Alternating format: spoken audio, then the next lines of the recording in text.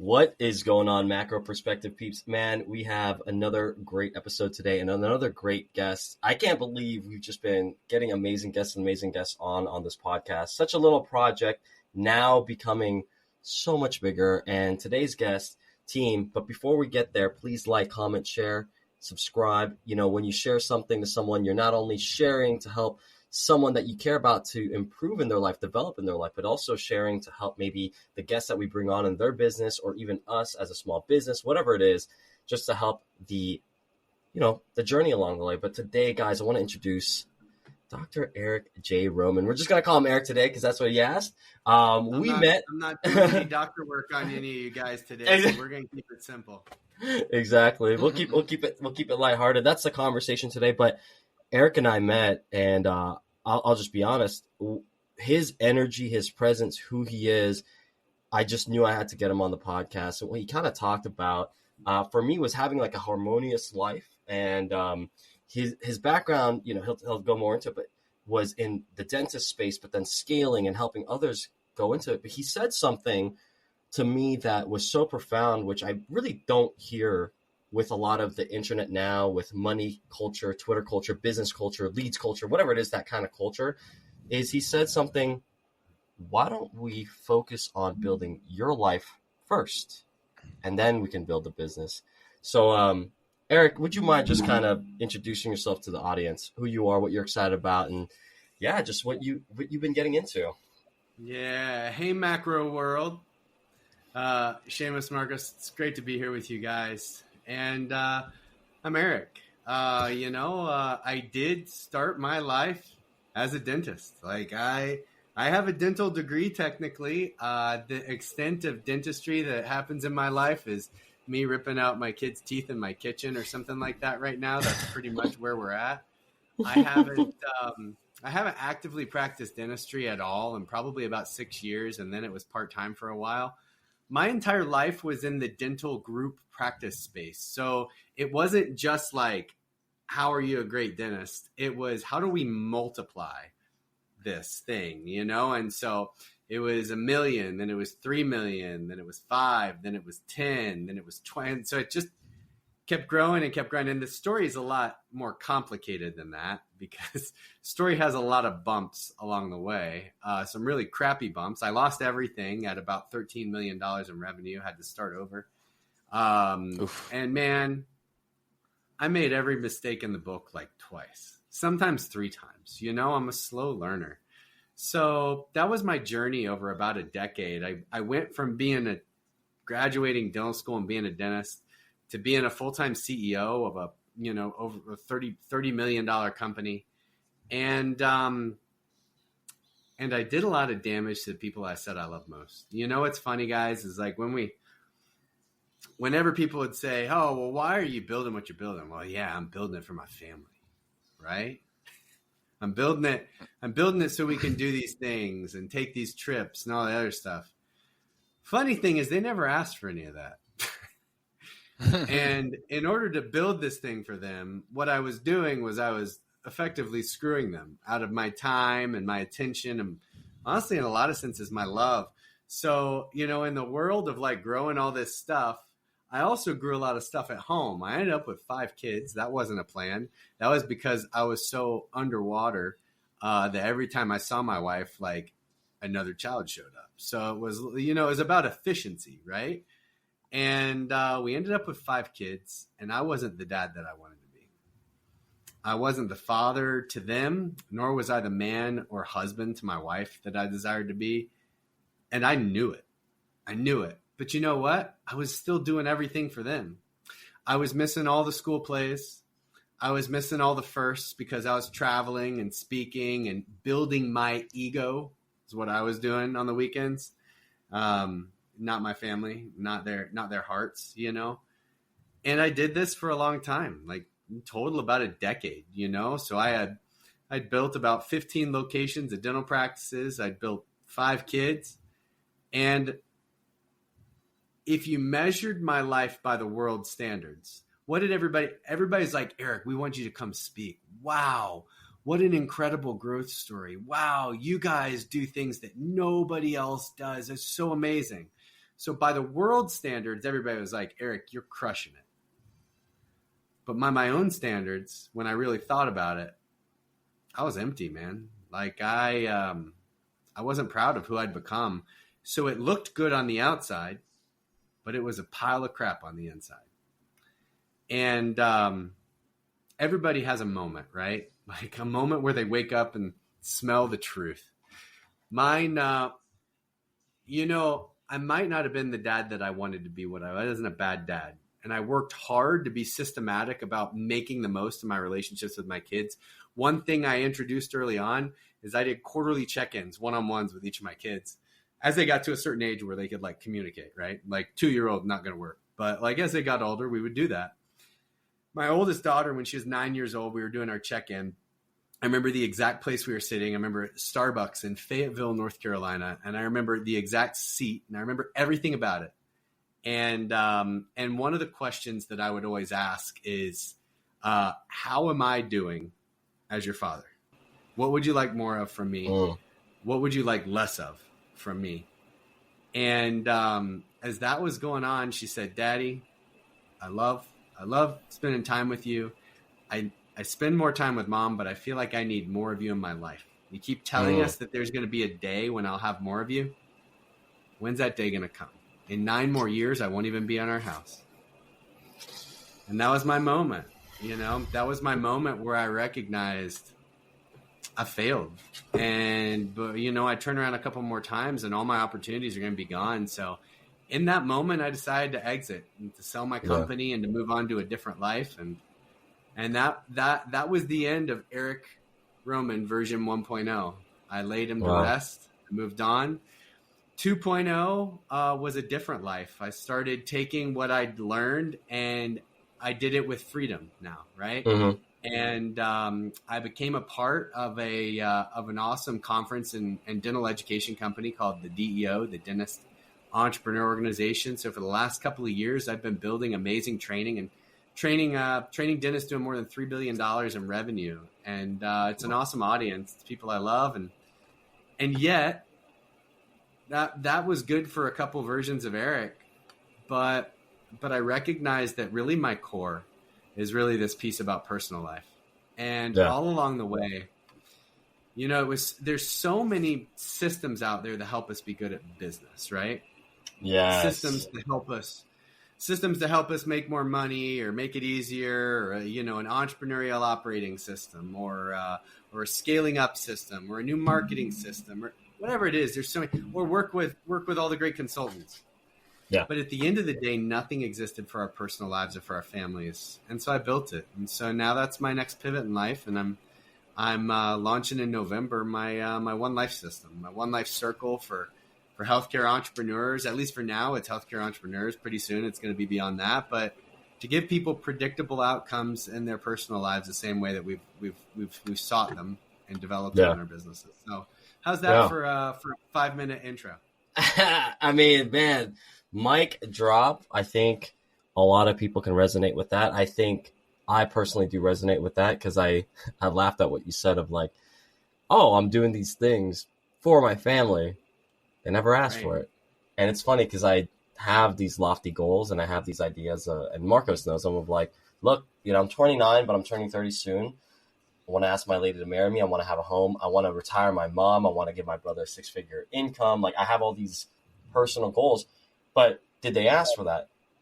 Maybe, maybe not. I don't know. But like, I have such a weird, like complex in my head about like this grand vision. So I understand that. But I think you sharing the fact that, hey, your daughter had to sit you down in Lafayette or Fayetteville, North Carolina, and Fayetteville, and go like back with a dagger of pain. I know.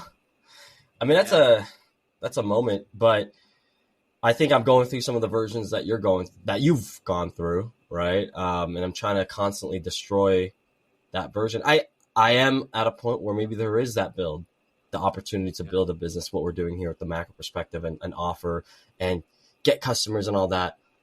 However, I also listen to people like you, Eric, a lot.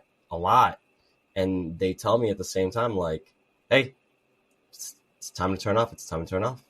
And I have that problem. Yeah. I have that problem of, I don't have a problem turning on. People are like, dude, like we got to get shit done. I'm like, it's been done. You're 2 weeks behind. Yeah, it's easy to turn on. Turning off is my problem.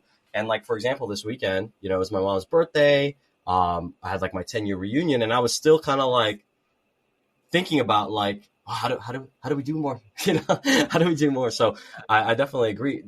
Dude, So I get honor, it. I want to honor where you are, man, because like I've been coaching entrepreneurs and teams and things like that for a long time now. And it's all of us. We all end up in this space.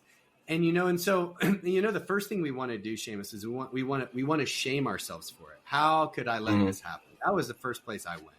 Like, how could I? But really, that's not it. Like, you know what?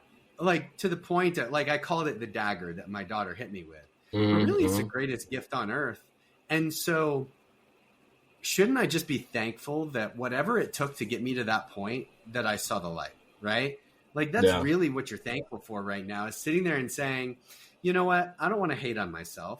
How about I just give thanks for what I'm seeing? And sometimes what I kind of heard you saying is that, like, you're seeing it, but you're not quite ready. You're not quite there. That's actually a gift in itself too. That's okay.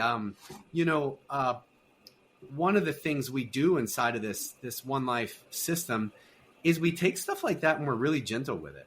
Do you know what? I feel that this change is happening. It hasn't happened. It's happening.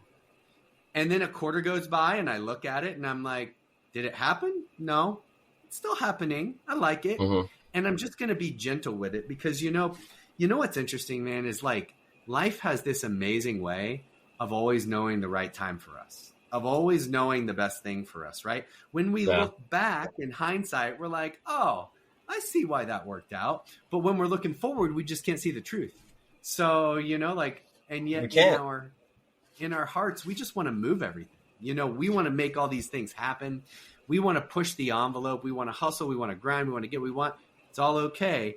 But maybe the question is, it's not about turning that off. What does it look like to turn on that same level of intention in the portion of our life that we say we love so much? See, that's what I love about it. And here's the funny thing. I feel like as a coach, I can't be an expert in my field without sounding like a hypocrite if I'm telling people to do things if I won't do them. So not to say I'm perfect or not to say I'm doing good, but I purposely do put things in my calendar that quote unquote are roadblocks to more of that business success, to do more work, to just be doing work, to slug through work because you think you're making progress. But if anything, you're just just filling up the time. Some of the things that I personally done, and this is going to sound real simple for a lot of people, is every day I have a conversation with my brother. He's like my best friend. And I go for a walk and I just talk to him for about like 30 minutes to an hour. Try to connect with my lady. Every weekend I try to see a family member or a friend or something.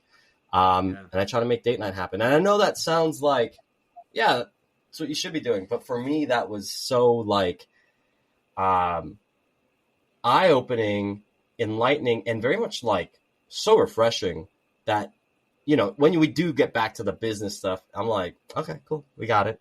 Not a big deal. Seamus, you've got a system and it's good. And I honor that about what you've done.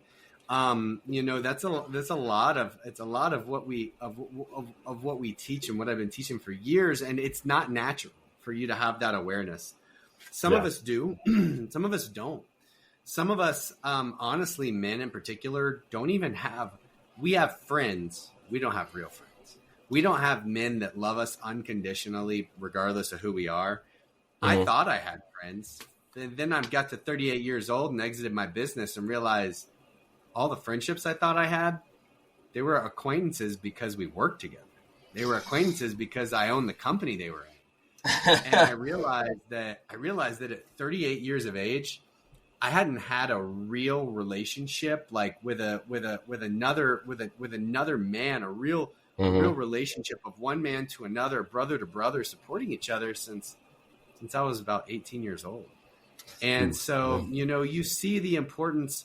You've made relationships a priority, particularly with family. for a lot of us, it's just not natural. So I'm so impressed by that. And, things like date night too. It's funny. My wife and I and having 5 kids, boy, everything breaks, dude. Everything breaks. 5 kids, everything. Who's the oldest? Or how old is the oldest without saying their name? My oldest is 16 right now, and my youngest is 8 years old. And so, along the way, dude, it's just hell in a handbasket, man. How many kids you have in diapers at any point? It's just a nightmare. And so systems like date nights, they get broken. And when those systems break, guess what? Other things break right behind them, right? Then all of a sudden, it's been a really long time since we've spent time together having an adult conversation where neither of us were working on the kids or whatever it might have been. And all of a sudden, you look over at that other person, that woman or that man in your life, and you think, I don't really know him anymore. I don't know who that is. Yeah. And that's where my wife and I grew to, is that, it's almost like we allowed it to happen. And, one of the things I talk about is that we were in collusion together to destroy our family, believe it or not. We were colluding because here she was trying to hold down the fort with these 5 crazy kids, right? And she needs support and she needs help, but she knows if I put in those extra hours, that's thousands of dollars. And well, she's not going to say no to that. She's not going to say no to that additional income. And so we were almost in secret collusion to just allow ourselves to continue falling apart, and it sucked. And then when everything was finally broken, we woke up. No, I hear you. I feel like I've been part of that too, where you can, technically you're doing what you're supposed to do. As a man, you're making the money, you're getting after it. Yep. What else do you want? Then let's say your lady is also in her respective field. And look, guys, my lady she was working 2 clinical dietitian positions at the same time, while also being a master's student. So we're both grinding. And you kind of just go are we just roommates at some point? We're just people that kind of sleep in the same bed.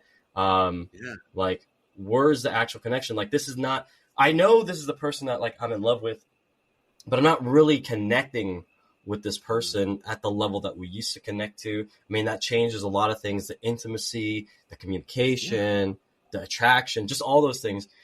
But how did you get through that? I mean, adding kids on top of that, I can't imagine that yet, because I can't speak about that. There's a dog and we have a guinea pig and stuff, but I can't speak upon kids.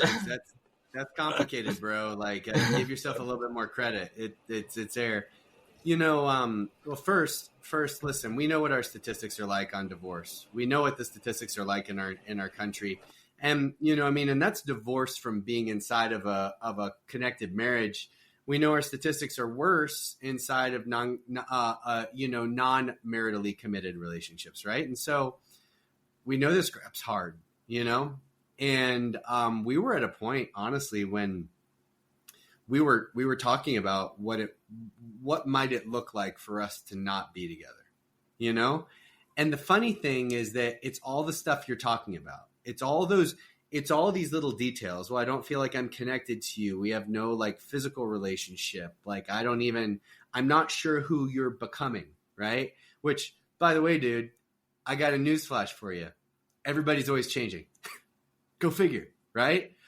When are you ever not going to be changing? You're changing physically. You're changing emotionally. You're changing spiritually. You're changing. So if you ever think that your partner is going to be the same person tomorrow that they were today, you're full of crap. Really simple. And so here we were, we'd gone through iterations of change, but we didn't know it was okay for the other person to change. We'd never talked about it. It was the first time we'd encountered it. Right now, all of a sudden we're parents, that's a new journey too. So listen, we were broken and we were talking about what it looks like to pull the parachute. And we asked ourselves a question, what does that solve and what new problems does that create for us? Right? What does it solve? And you know what? It really didn't solve a lot. It was just an answer. It was just a possible answer. we were going to have to create our own solutions with somebody else somewhere anyway, right? And so we recognized, if I've got to create solutions with somebody else somewhere anyway, why not invest the effort in just trying to create solutions right here? It is actually, believe it or not, the path of least resistance. It's the cleanest path. And you know what? Deep down, I made a commitment to her and she made a commitment to me. And I think I really like her still. So why don't we try? And I'm thankful that we both shared that perspective, right? And then it became starting over again. Seamus, we had to like sit there and say, all right, date nights are now guarantees. They're good. You know what this was?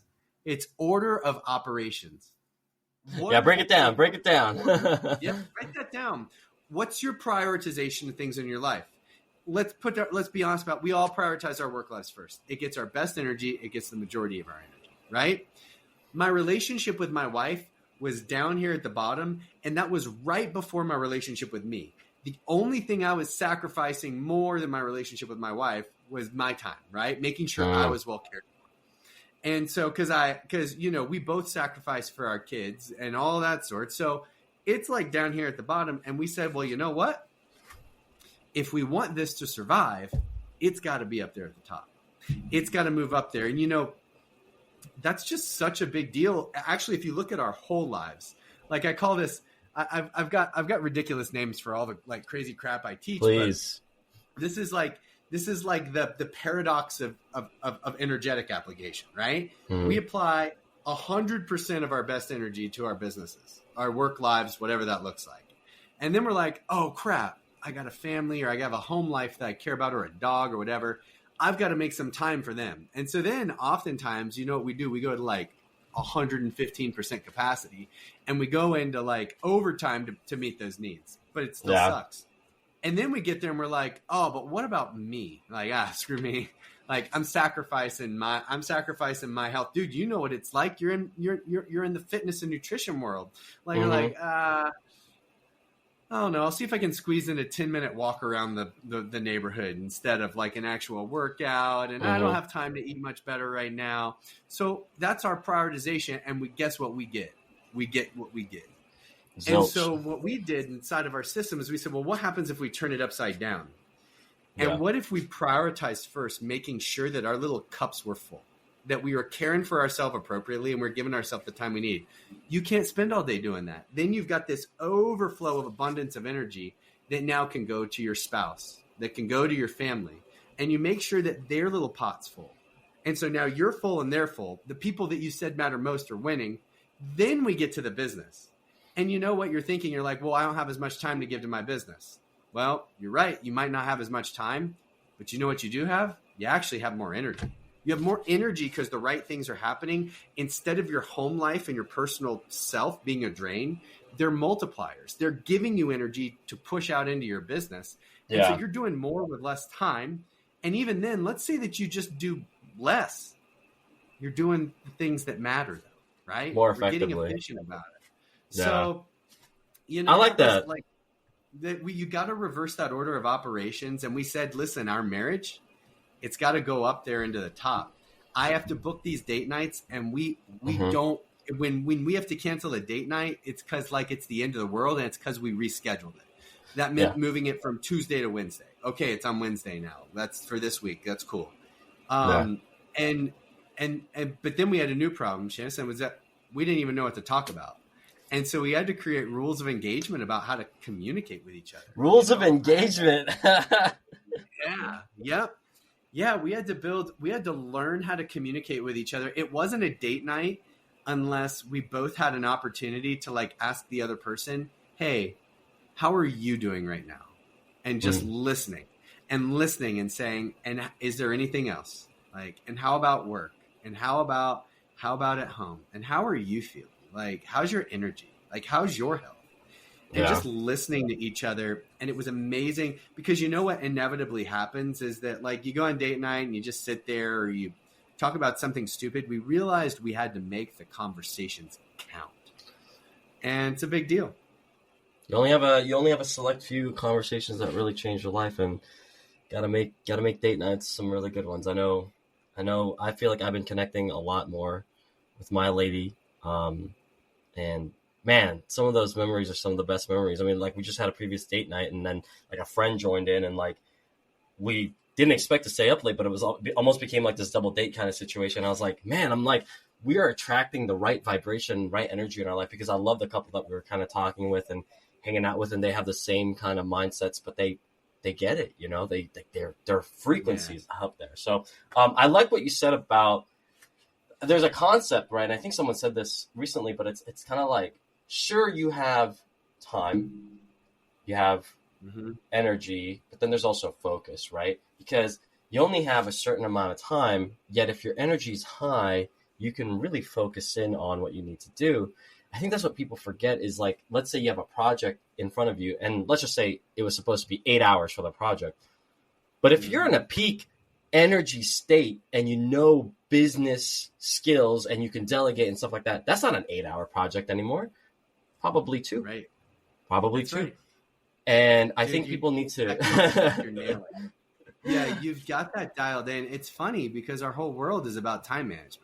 How do we keep asking, how do I get more time? We're asking the wrong question. It is. What do I do with it? That's our focus. And where's my energy that I can put into it, right? Energy is kind of our force multiplier, right? Yeah. Time is just a finite resource that never changes. And then our focus is like, it narrows that beam, right? How narrow is our beam going to be, and how much energy? Think of it like a freaking laser, man. That's why we have lasers, you know? It's just light. It's just the same light that we experience all day long. It's just that we focused it so tight that, like, you know, the little kid with the magnifying glass, we're cooking ants instead, you know? And so, yeah, that's a really great point, you know, and we've built so many concepts in our world too that have not served us, like multitasking, right? Which is the opposite of focus. It's funny because, like, I'm really keen on that now because I realized I used to glorify thinking I could multitask. It's a lie. There's no way. It's such a lie. I really think, like, in my day and age, I mean, I feel like I've been spoon fed.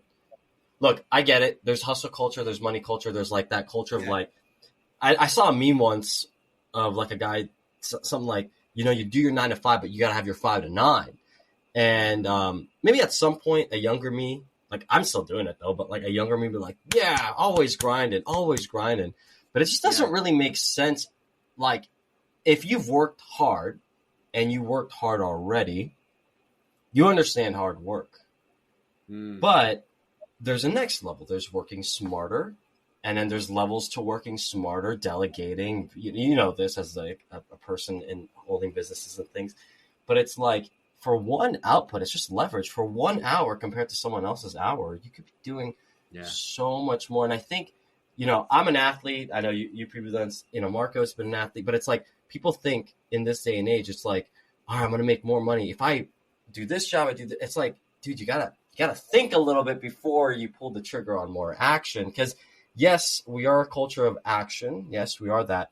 However, appropriating that right energy to the right action, you can set yourself for a higher success when you pull a bigger lever, because every hour counts that much more. And do you know what it is? Is it's a skill. What you're talking about, like hustle or grit or grind, it's a skill that you have it in your pocket, right? Yeah. But you know what? We can't leave it always on. Like, it doesn't work that way, right? Like, you can't drop the accelerator in your automobile, just keep it on the floor and expect it to last, right? Yeah, no. And so it's a skill that we can pull out occasionally when we need it. And what I love right now, man, one of my favorite things on earth is generational dynamics. Like, when I was building companies, I had 300 employees and their average age was like 22, right? 23. And so I was dealing with kids before it was cool, you know? And and what I love, though, is that as we're having this generational shift, that our younger generations are like saying, hey, remember how we were saying that we actually really valued balance and harmony in life? Well, they weren't just words. We're living it, you know? we're not down with grinding all the time. We want to have a life that is significant and that we can enjoy. And Daddy told me that I just needed to grind until I couldn't grind anymore. And then when I'm 60, I can relax. I don't want to wait till 60 to enjoy, the fruits of what I have. And so I love that our generations are putting pressure on the model that we've built for society to sit there and say, it's really hard because the old dude that's the VP or running the department or whatever else, he's like, what the hell is wrong with you guys? Why don't you want to work anymore? And that's not it. That's not what it is. It's that we just aren't playing your game anymore, old dude. We love you. We appreciate how hard you've worked.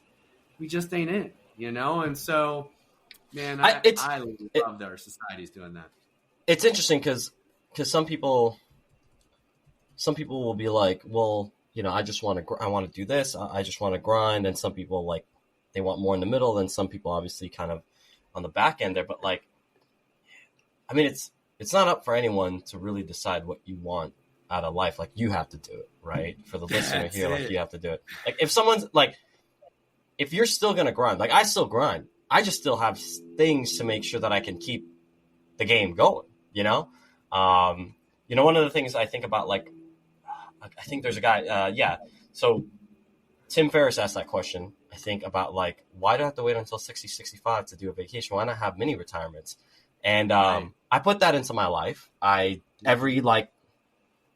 3 months, I'm doing a 3 to 4 day thing with the lady or family. Every 6 months, we're doing a week-long thing. And then every year, we're out of the country. Other than the year of the last 2 years of COVID and stuff like that, like that's pretty much like what we've done. Right, you get a hall pass on that one, yeah. Yeah, but that for me, like, I mean, sometimes some people might be working still, even though they travel abroad, and that's the beauty of the new age, right? The beauty of the new age, and also maybe the double-edged sword, I think, Eric, is the fact that you got this laptop in front of you. Yes, you can work around the world anytime, but you can work around the world anytime. Dude, that's two things we can talk about inside of that. The first one, you said something really important, like, well, how do I really know what I want this to look like, right? And that's a big challenge because so much of what I believed for version 1.0 and even 2.0 of my journey, so much of what I believed I wanted was based on what other people told me I should want. Think about that for a moment. Is this really me, or is this what my profession, my friends, my society, or simply the guy next door has indirectly told me I should want? Do I want that car because he and I do the same thing and I figured, well, maybe I should be able to have that because he has it? Like, who are you? Have you actually made any of those decisions under your own will? It's an interesting question.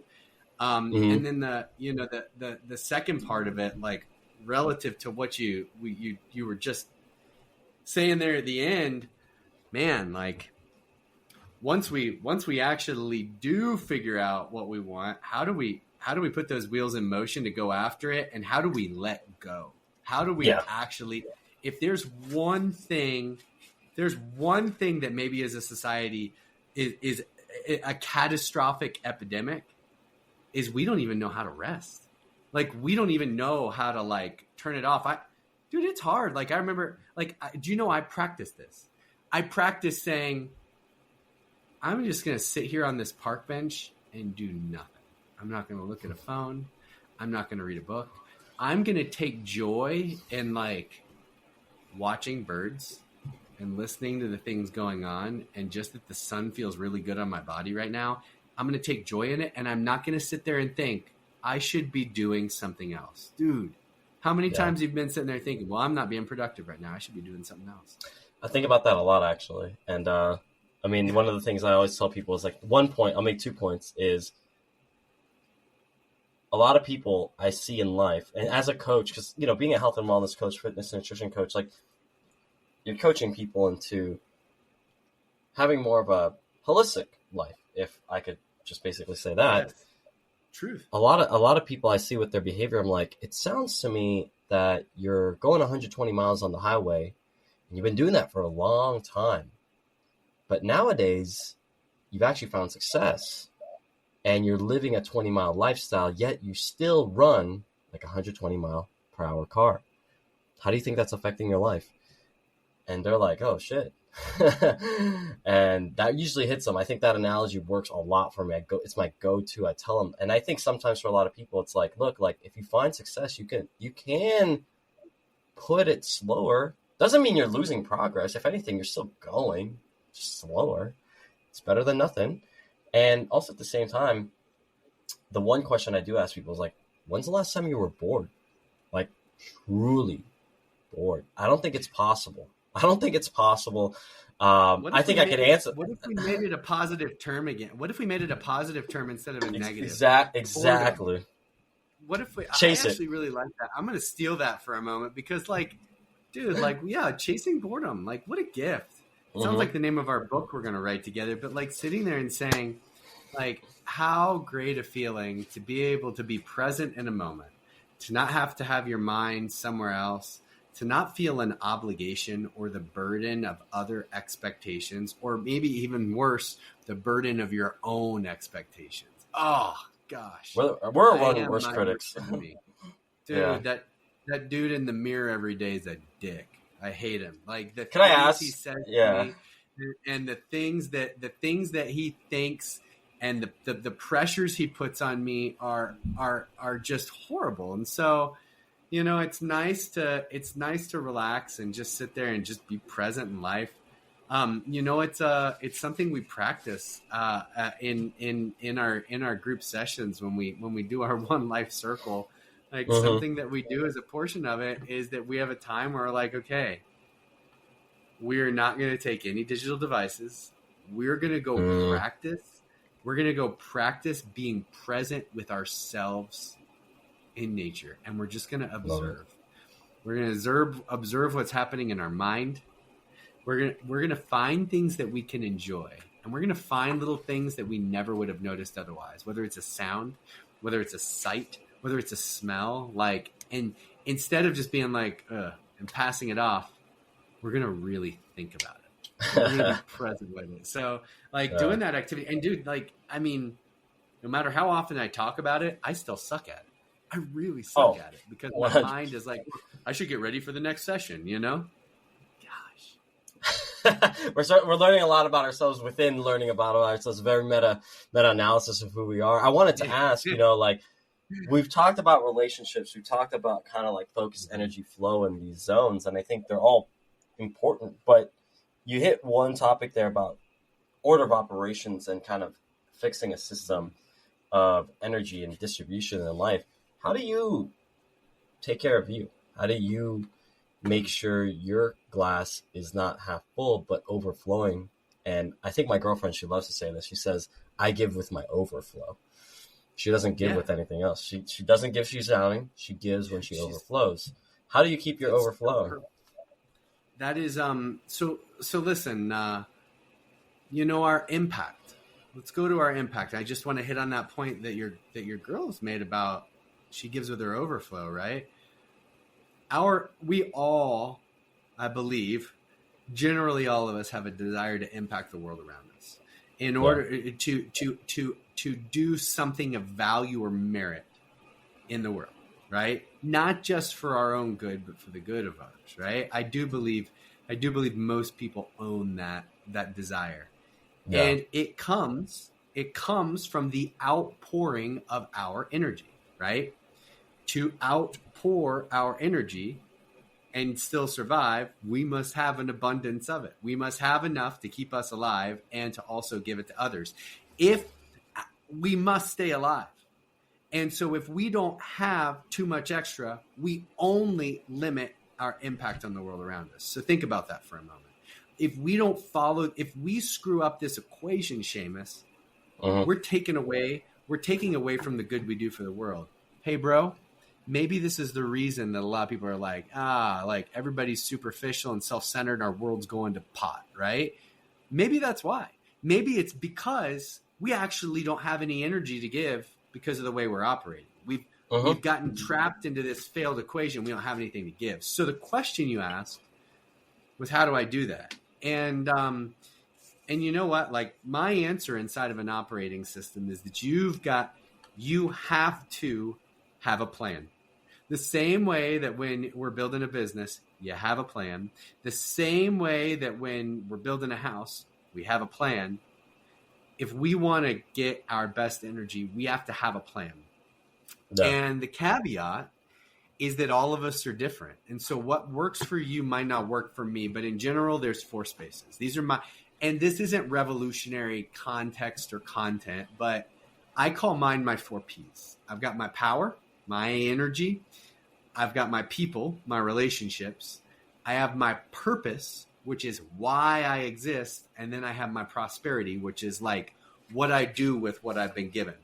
I think about those as like these pillars that sit underneath me. And the irony is you break any one of them, you break all of them, right?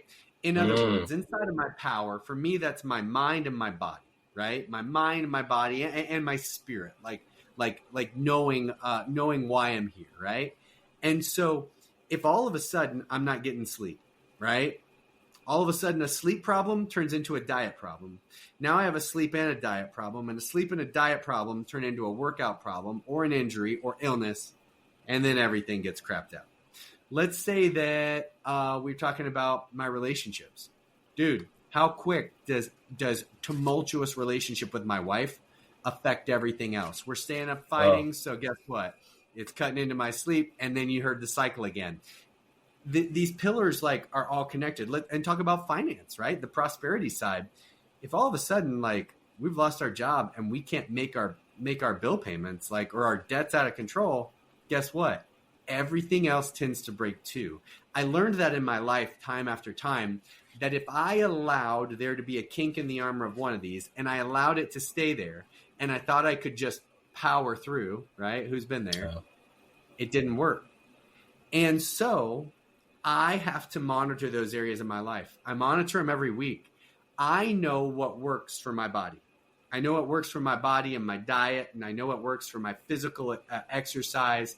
I've had to learn that over time. That's part of why we need guys like you is to help us find the rhythms and the habits and the mindsets that work for us in each of those 4 areas, right?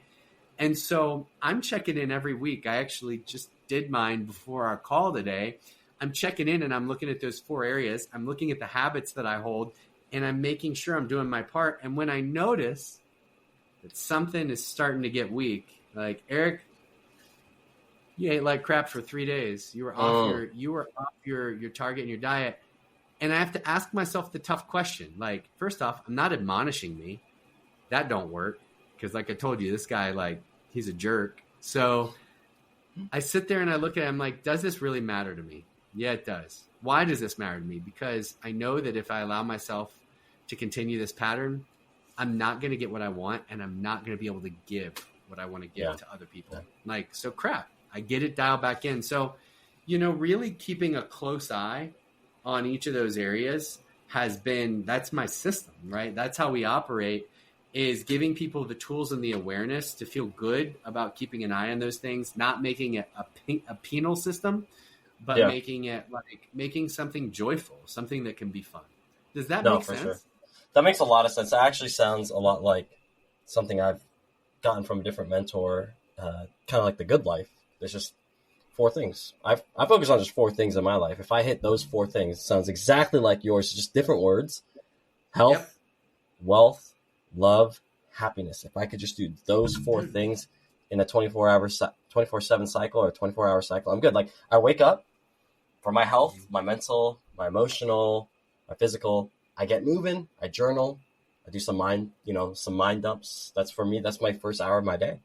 Wealth, obviously, like, that's the part where it's like, whatever your purpose is, whether that's working on your business, going to work, whatever it is, get your money.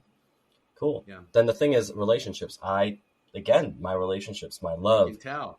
I really focus in on some really clear conversations. And just to tell the guys in this pod right now, like, this month, a goal that I made, and I've ticked it off every day, so I'm really good, is to create safe, non-judgmental, non-hostile environments for the people that I work with, not just my relationships, not much my lady, but like open, safe, non-judgmental, and to not complain. And I've never been this calm in my life. Never been this calm. And then the last one is happiness. You're really intentional. Yeah, it is. I think it is just intentionality. And the last one is happiness. If I can do the first three right, it's a buy-in to happiness. It's a buy-in to happiness of, look, I got my health down, working on my business. I'm hitting, my relationship goals. I know I can put my head on the bed happy.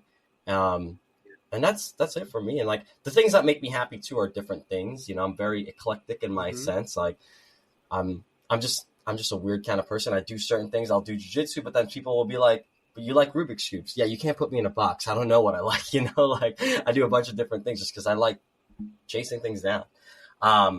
So that's who I am. And it's exactly your 4 Ps. It's exactly your 4 Ps, just different ways. And you know what? All the greats throughout history have always been that way. And yet we're still revealing it to people like it's a surprise. It's not a surprise.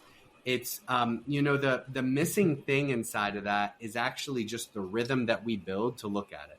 How are we staying connected to that thing? So it's great to see all those. Anybody can sit down and in the course of an hour tell you some great things there.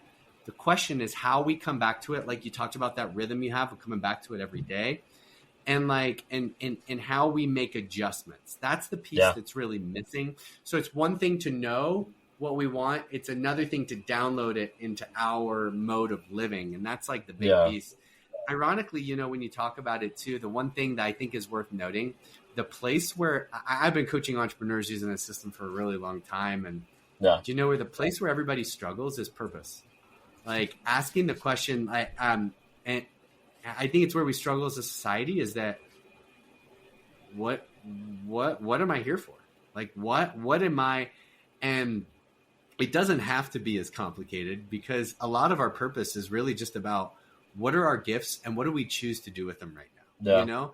Purpose is dynamic and everybody's looking for like, create world peace or some like meta solution to it's a little too big, Yeah, you know what? I have purpose right now in every sphere of influence in my life. I have a purpose in my relationship with me. I have a purpose in my relationship with my wife, my kids.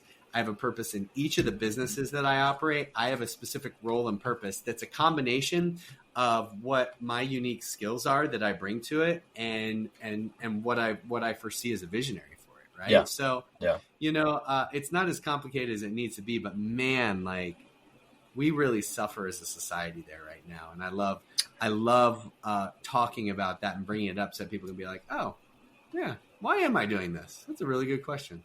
So, yeah. No, it is. I think purpose is an interesting one. I think there's like what they say, there's only 2 dates that really matter in life. Day you're born, day you figure out what you're here, like why you're here.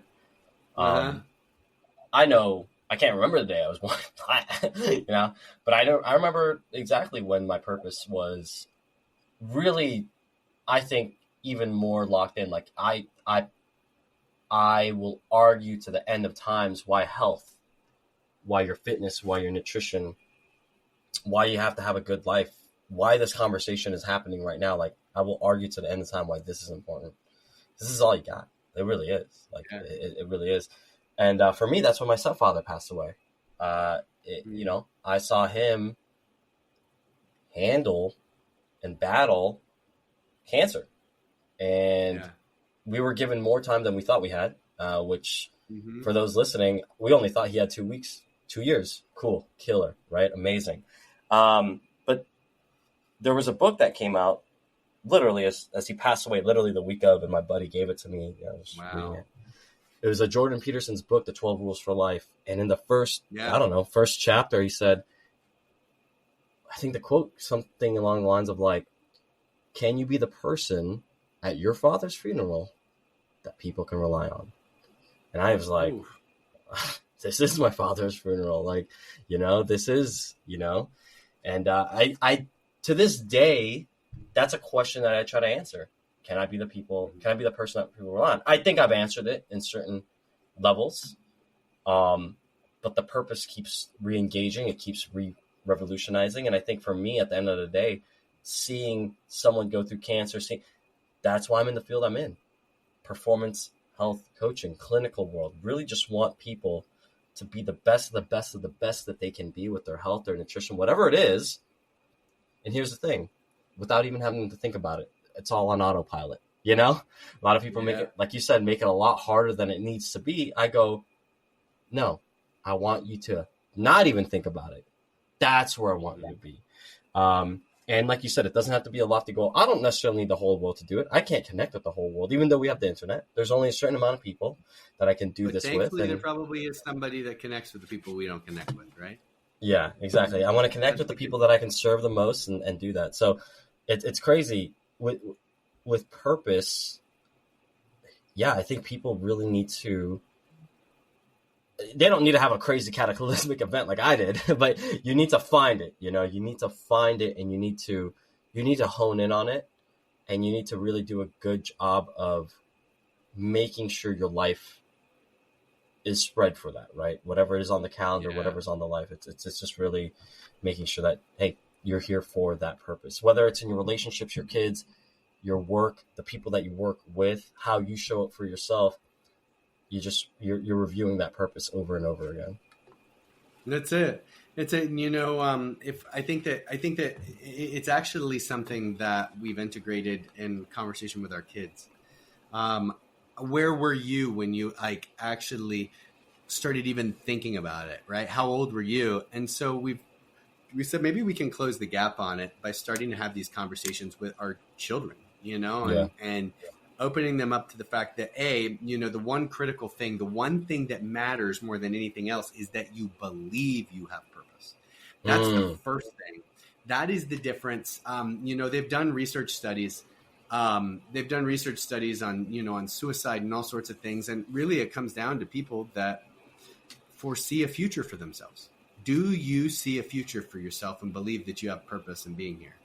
That's plain and simple, the difference between people that choose to end their lives and people that choose to live their lives, right?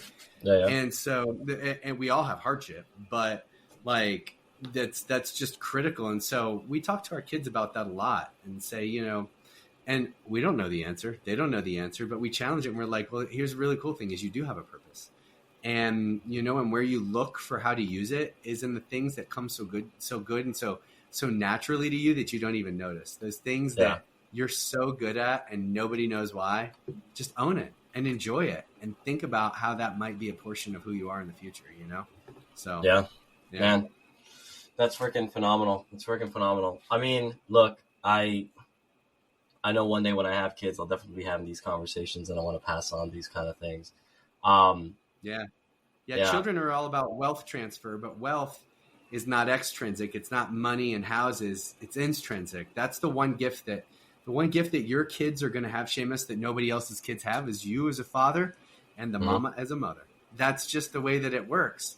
And so, that's about that's like uniqueness of mankind. And we have to channel that and figure out how to get it out of me and into them, So, your day's coming and I'll be excited for it. No, exactly. I mean, I think it's funny because I talk about this with my lady and still got to ask the question. It's happening. Don't worry. And she's already planning the wedding and all that. And then she's like, well, what are the kids going to do? What do they want to do?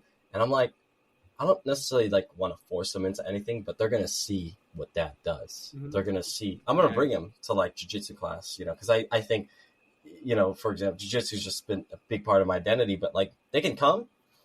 They're not going to get on the mats until I feel like they're ready. And that's probably going to make them itch to get on. They'll be ready. I think, I think they'll see that. But I think, for me, martial arts has always been a place where it's all on you. No matter what. You shake hands with someone on that mat. Yeah, you've done all the prep. You've done everything. Your coach can be yelling at you to do a move. But guess what? It's all on you. And that's what life really is. Jiu-jitsu, wrestling, all these martial arts sports, or even any sport really, but I think those ones where it's really one-on-one, it's you are alone out there. Now, I didn't say lonely. You're alone. You're alone, but that doesn't mean you're lonely. And with that being said, you can still harness energy from yourself to overcome whatever challenges you are. And here's the thing. One lesson I got from that sport too is you're probably going to lose 1,000,000 times more than you win. But that's okay. Yep. Because when you lose and lose and lose and lose and lose and lose and lose, guess what you have a chance to do? You can iterate, go back to the drawing board. It's all good. It's all good. Yep, you know what, the truth is that winning is a poor teacher. It is. Winning and happiness are poor teachers. Losing and pain are exceptional teachers. And yet all we do in life is we try to eliminate pain and win. Like, that's it. What do we do for our kids? We try to eliminate all pain. So the other irony is you look back in your life and you're like, man, I learned the most from those really hard things. But then when we become parents, we try to eliminate all hard things from our kids. And so we deny them the very thing that we say was so valuable for us. How do you put hard things in front of your kids? Obviously you don't want to make their lives extrinsically hard for no freaking apparent reason, but how do you challenge your kids though? You let them experience life. I'll give you a great example. My son Snake died unexpectedly. And my wife and I were on a cruise, and we get a phone call, and we hear just everybody's sobbing, so much pain. All we wanted to do was to figure out a way to take away their pain. But you know what our education was? Let them feel the pain. Let them be present with it. Let it be there. Don't make it wrong. Let them feel the emotion from it, and we said, listen, you guys sort out what you want to do. We love you. We're so sorry. And you know how hard that was for me and my wife? All we wanted to do is send the phone with them and say, baby, it's okay. You shouldn't. No, none of that crap. Let them feel it. So you know what? My 16-year-old, I told her, I'm like, listen, I can't support you on a couple things anymore. It's time for you. You're becoming an adult. You're starting the process of exiting my home. If this goes wrong, it's on you, and I'm not here for bailout anymore. And one of them was building all of her schedule and everything for school. She's like, I don't know what to do. I'm like, well, you're going to have to figure it out. And you know what? She screwed some stuff up. But you know what? I bet you she learned 10 times more from screwing it up than she did from old dad doing all the freaking work, you know? Exactly. It's it's funny. It's exactly right. I think we run away from pain, and it's or we run away from failure. And I'm like, dude, I'd rather I'm not saying that I want pain and stuff like that, but you're right. Those are the moments that really, really showcase what you're made of. It really showcases what you're able to do, and you'll find out more. A lesson. A lot of people go well, you can learn lessons from people the Socratic method and just be learn from other people's mistakes. True. I agree. True. And you don't have to go through certain things. What you do, you teach entrepreneurs not to go through as much of the BS they probably don't have to go through. 100%. Right. But they still need context. They need to still feel it. They do. Yeah. It just needs to happen. You know what? Fail fast and fail fun. Celebrate failure. Let it be something, don't make it such a negative. We had to do that inside of our home too. Oh my gosh, you failed. Let's celebrate that. Let's celebrate that you tried. And what did you learn today? And you know what? We never want the learning to be, this is the thing. This is the scariest thing, is when they say, I'll never do that again. You know what? Be careful with that, because maybe you do want to try doing that again. What if you did it and you get the opposite outcome? Yeah. Go figure. Would it be so bad again? Right? And so feel fast and feel fun. Change failure from being a negative term to being the greatest growth opportunity in the world, And that's a gift. That's a gift for us to use in our teams as we interact with other people. That's a gift for us to use in our relationships, whether it's our parents, our friends, or our life partners, or our kids. And that's a tool for us to use in every social environment that we have to encourage it, Yeah. Man, whew, it's a lot of baggage to fight it though, bro. It is. Look, Eric, I don't know what the time is. I think it's been an hour. I want to make sure we're still appropriate for your timing. What I'd love to do is, I feel like I could talk with you for an endless amount of hours. I really feel like we resonated. Unfortunately, Marcos was not here due to an internet issue. He was here, guys. but then Hurricane Hillary at this time apparently is just going through Vegas, so just couldn't get it. But Eric, I think we had a great conversation. What I'd love to do is maybe we could do a part two. We like to keep these like an hour long, just for your time, our time, and just for the audience's sounds great. time. I'll be ready when you are, friend. Yeah, for sure. Maybe we could enjoy, and then we could get some Marcos time in here too, because Hurricane Hillary got the best of him. You will love Marcos. I mean, I'm just asking questions about my own self and I'm stroking my ego, but Marcos is so down to earth. He has experience with the kids. He has that, and I think you guys will meld even better than me. But with that being said, what are you excited for? Where can people find you? I know you've got some new stuff going on. Talk about that for a second before we end this. First, when people want to find out about me, drericjroman.com. And you know what? I just elevated myself from version 3.0.16 of myself into version 4.0. And so my website's changing too. And so it's time for all that stuff to shift. But I'm excited about my One Life system, and it starts with the One Life Circle. The One Life Circle is built for healthcare entrepreneurs that have decided that they want to be just as successful in their personal and family life as they have been in their businesses. And it launches in November of this year, and it's the culmination of my entire life's body of work. And I'm stoked about it. So that's a great place. Go to my website. You can find out about it there, and that's where all the updates will be. And what a perfect time for Marcos to get back in here. You know what? I want to let Marcos. Eric, would you mind sitting for another few moments, just because Marcos is here now? Let's see if we can get him in for a second. He's still frozen, FYI. So it's not gonna happen. As much as we might want it, he's in the frozen frame. But, he is. I'm totally good. I gotta go jump and hit up a dinner here in a minute. Yeah, I got me too.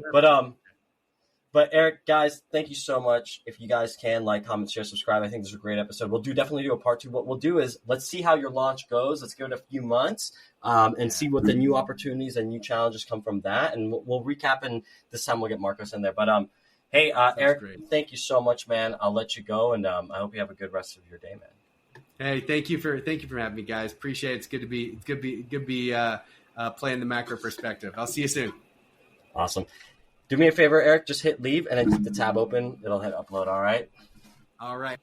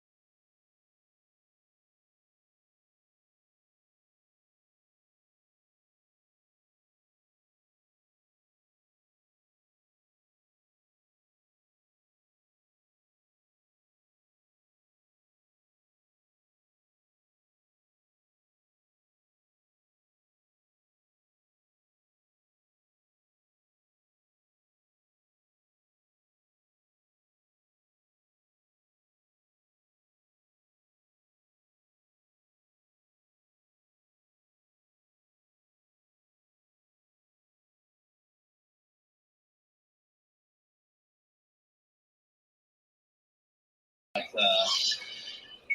win them all.